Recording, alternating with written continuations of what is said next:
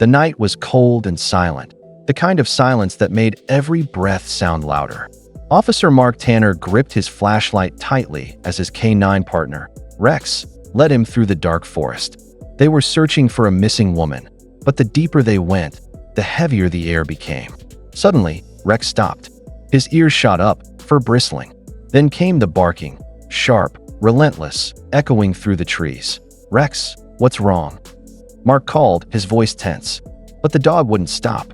He clawed furiously at a mound of dirt, eyes wild with urgency.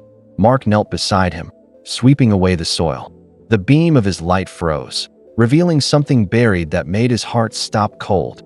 Before we start, make sure to hit like, share, and subscribe. And really, I'm curious, where are you watching from? Drop your country name in the comments. I love seeing how far our stories travel. The morning fog hung low over the station, curling around the patrol cars like smoke when the call came in. "Missing female, last seen near Pine Ridge Forest." Dispatch crackled through the radio. Officer Mark Tanner straightened instantly, coffee forgotten. Pine Ridge. The name alone made locals uneasy.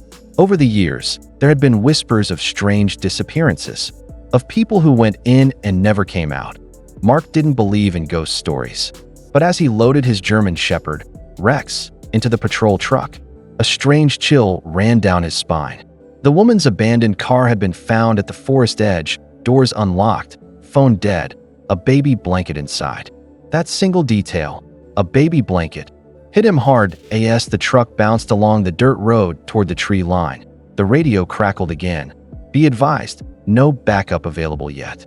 Proceed with caution." Mark looked at Rex, who sat upright, alert, staring into the fog ahead. "Guess it's just you and me, buddy," he said softly. The forest loomed ahead, dark, silent, and endless.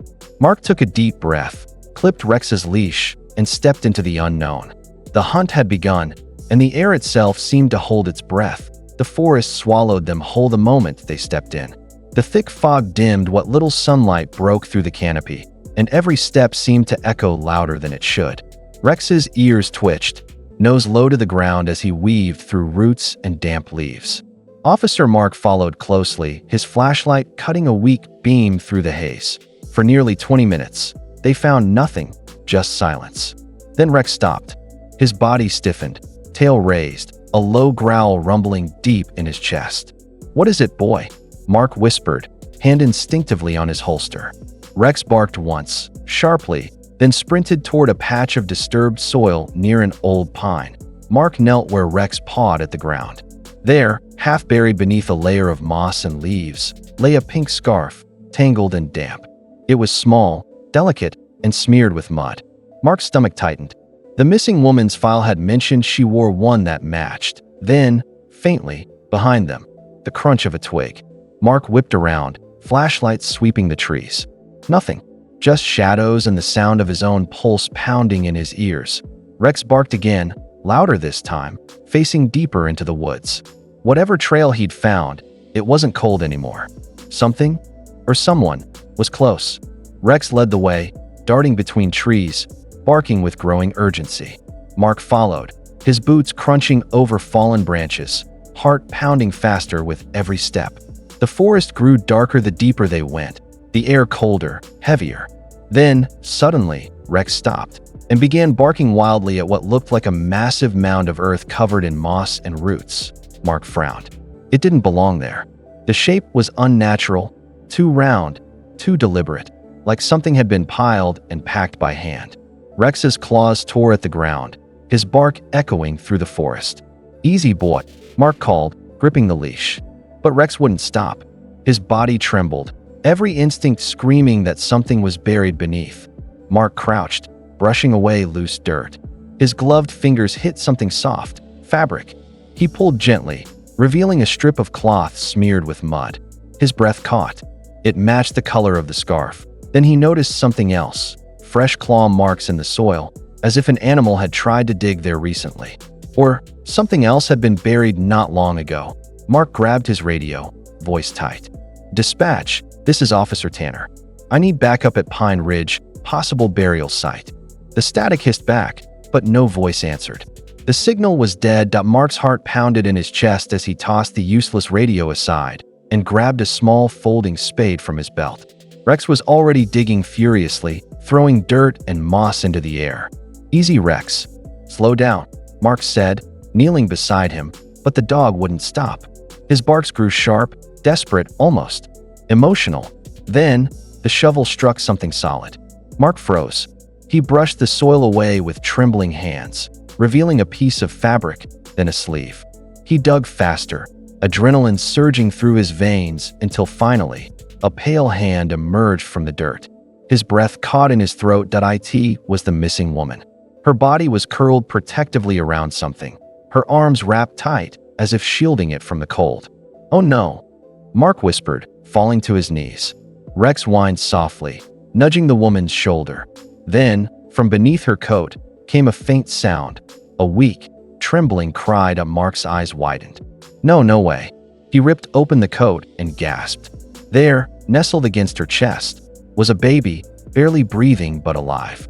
She saved him," he whispered, voice breaking. Rex barked once, sharply, as if calling him to action. Mark scooped the baby into his arms, tears mixing with dirt. "Hang on, little one. We're getting you out of here." Snow began to fall again, heavy, relentless, as Officer Mark Tanner cradled the tiny baby against his chest. The child's skin was icy, his breath shallow.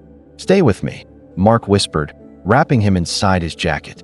"You're not dying out here." Rex barked sharply, circling before dashing ahead, clearing the path through the underbrush. Mark followed, stumbling over roots and rocks, his boots sinking into mud and snow. His lungs burned, but he didn't stop.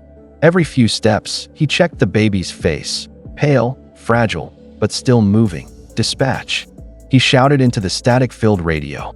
Nothing, only wind and static. "Damn it," he hissed. The forest seemed endless, each tree blending into the next. But Rex never hesitated, his nose to the ground, his instincts unshakable. Through the blur of snow, a faint red light flickered in the distance, a patrol SUV's beacon. Mark's heart leapt. "That's it, boy. Go." They burst through the tree line just as paramedics rushed forward. "He's alive," Mark shouted, handing over the baby with shaking hands. As the medics worked, Rex collapsed beside him, panting heavily, muzzle dirty, eyes still locked on the child. Mark knelt, resting his hand on his partner's head. "You did it, Rex," he whispered. "You saved them both." Days later, the snow at Pine Ridge Forest had melted enough for investigators to uncover what really happened. The missing woman, Laura Benson, had fled into the woods with her newborn after escaping her abusive husband. She'd hidden there for 2 nights, surviving on nothing but courage and love, until the cold took her life.